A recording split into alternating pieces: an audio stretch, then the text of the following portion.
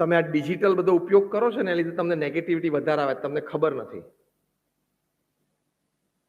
જેટલું વધારે ટાઈમ તમે સ્ક્રીનની સામે કાઢશો ને, પછી એ મોબાઈલ સ્ક્રીન હોય, ફેસબુક હોય, ઇન્સ્ટાગ્રામ હોય, વોટેવર, સબકોન્શિયસ માઇન્ડમાં નેગેટિવિટી વધે છે.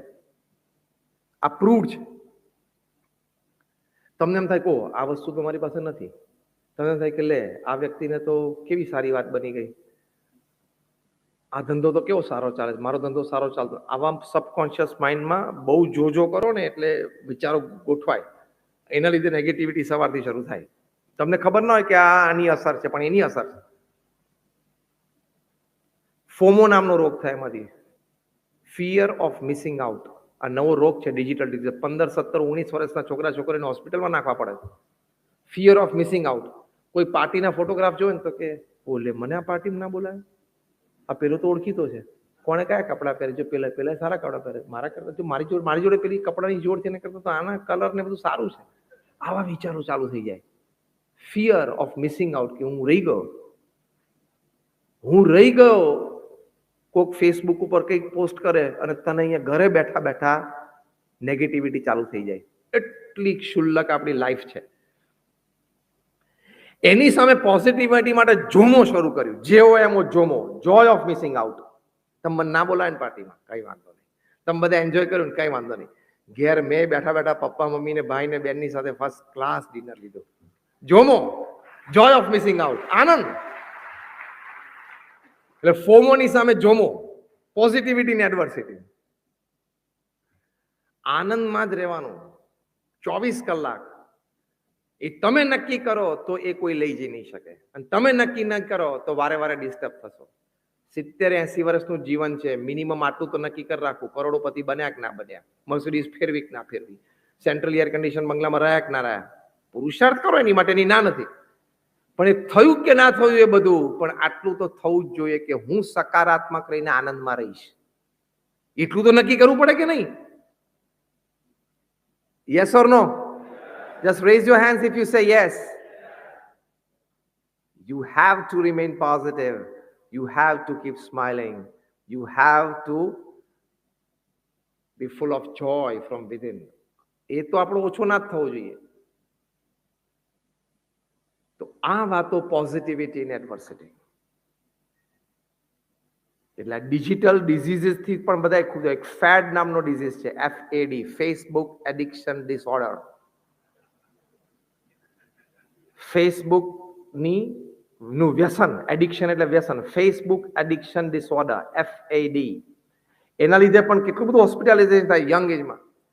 ફેસબુક, હમણાં જ ગયા મહિને દિલ્હીમાં રામ મનોહર લોહિયા હોસ્પિટલ, બહુ મોટી હોસ્પિટલ છે, એમાં 2 યુવાનોને, એક ભાઈ સગા જ ભાઈઓ, 17 વર્ષનો 19 વર્ષનો, બંનેને ત્યાં લાવ્યા. પણ એ લાવ્યા ને ત્યારે બંનેના લેપટોપ ઉપર ફેસબુક ચાલુ હતું.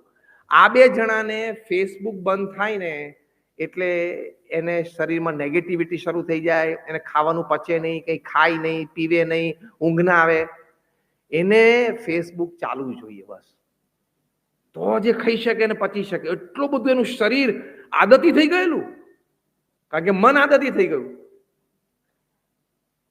આ બંને જણાને હાથ પકડીને વેનમાંથી ઉતારીને હોસ્પિટલ અંદર લઈ ગયા ને તો પેલા ઢોરને ઢસડી જતા હોય ને, ઢોર ને આમ ઢસડી જતા હોય એવી રીતે લઈ જવા પડે આ હોસ્પિટલમાં. 1 મહિના પહેલાનો જ કિસ્સો છે. આવી લાઈફ જીવવાની, અને આટલો બધો ટાઈમ આપણે શું કામ બગાડવાનો?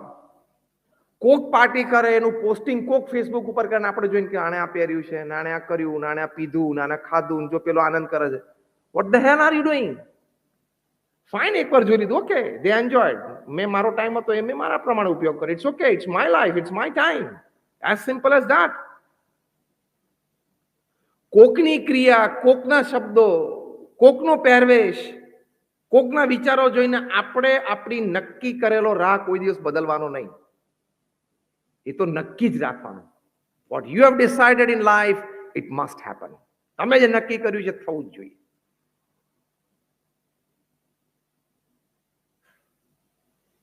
એની માટે એક પ્રેક્ટિકલ સારી વાત, હવે છેલ્લી 5 મિનિટમાં હું પૂરું કરું છું. એક હાર્ડ વર્કિંગ હેબિટ રાખવી, જીવનમાં પરિશ્રમી થવું, પુરુષાર્થી થવું. હું 8 કલાક કામ ના કરું તો મને પૃથ્વી ઉપર જીવવાનો અધિકાર જ નથી, એવું પોતાની જાતને કહી જ રાખવાનું. હું 8 કલાક કામ ના કરું તો મને પીવાનો, ખાવાનો, ઊંઘવાનો અધિકાર જ નથી, એક પોતાની જાતને કહી રાખવાનું.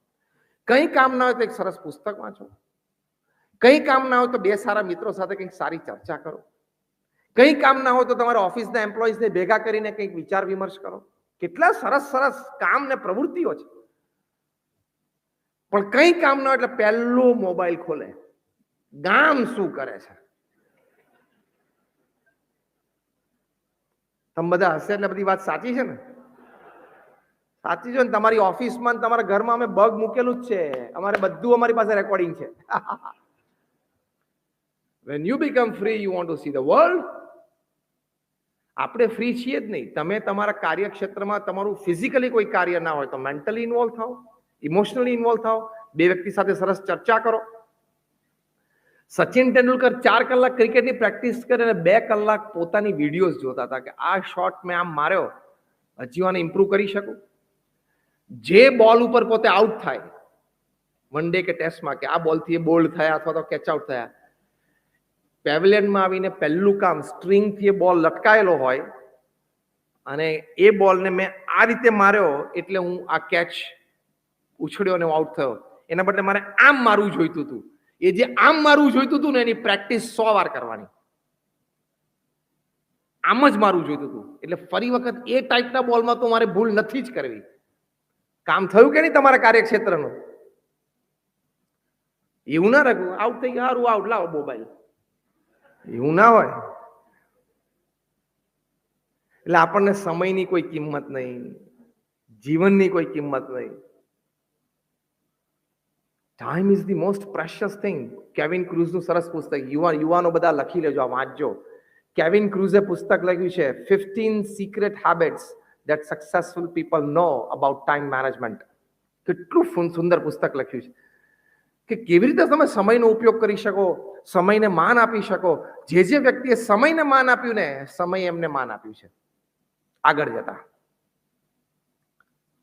બેઠા છીએ, પણ શું બેઠા છીએ એટલે શું? કોઈ ફોન ઉપર કોઈ શું કરે? બેઠા છીએ. What is this answer? આ જવાબ એટલે શું? આ જવાબ એટલે નક્કી થયું તારામાં કોઈ એટીટ્યુડ નથી, તારામાં કોઈ ફ્યુચર પ્લાનિંગ નથી, તને તારી જિંદગીની કિંમત નથી, તને કોઈ સમયની પાબંદી નથી, કશું જ નથી તારામાં. આ જવાબ જો આપ્યો ને ફોન ઉપર કોઈને, કોઈ શું કરો? બેઠા છીએ, પતી ગયો, ચોકડી ગોન. તારે કઈ જીવનમાં તને કઈ મળશે નહીં. If you're not doing something physically, do something mentally. If you don't have something to do mentally, do something emotionally. But do something. આ નિર્ણય કરશો ને, આળસ ઘૂસશે નહીં, અને આળસ તમારા જીવનમાં નહીં ઘૂસે એટલે ક્યારે નેગેટિવિટી આવશે જ નહીં. આ પ્રેક્ટિકલ સ્ટેપ.